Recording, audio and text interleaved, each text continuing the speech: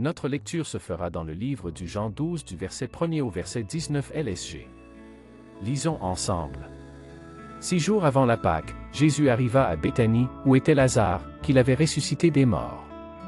Là, on lui fit un souper, Marthe servait, et Lazare était un de ceux qui se trouvaient à table avec lui. Marie, ayant pris une livre d'un parfum de nard pur de grand prix, oignit les pieds de Jésus, et elle lui essuya les pieds avec ses cheveux, et la maison fut remplie de l'odeur du parfum. Un de ses disciples, Judas Iscario, fils de Simon, celui qui devait le livrer, dit « Pourquoi n'a-t-on pas vendu ce parfum 300 deniers pour les donner aux pauvres ?» Il disait cela, non qu'il se mît en peine des pauvres, mais parce qu'il était voleur, et que, tenant la bourse, il prenait ce qu'on y mettait. Mais Jésus dit « Laisse-la garder ce parfum pour le jour de ma sépulture. Vous avez toujours les pauvres avec vous, mais vous ne m'avez pas toujours. » Une grande multitude de Juifs apprirent que Jésus était à Béthanie, et ils y vinrent, non pas seulement à cause de lui, mais aussi pour voir Lazare, qu'il avait ressuscité des morts.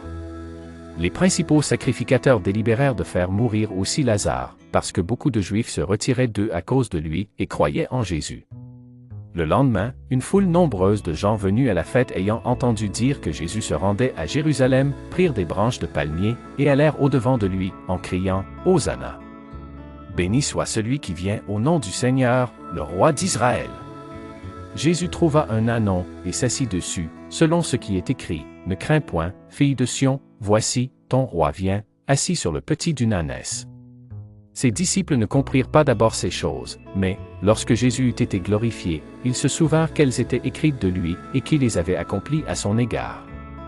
Tous ceux qui étaient avec Jésus, quand il appela Lazare du sépulcre et le ressuscita des morts, lui rendaient témoignage, et la foule vint au-devant de lui, parce qu'elle avait appris qu'il avait fait ce miracle.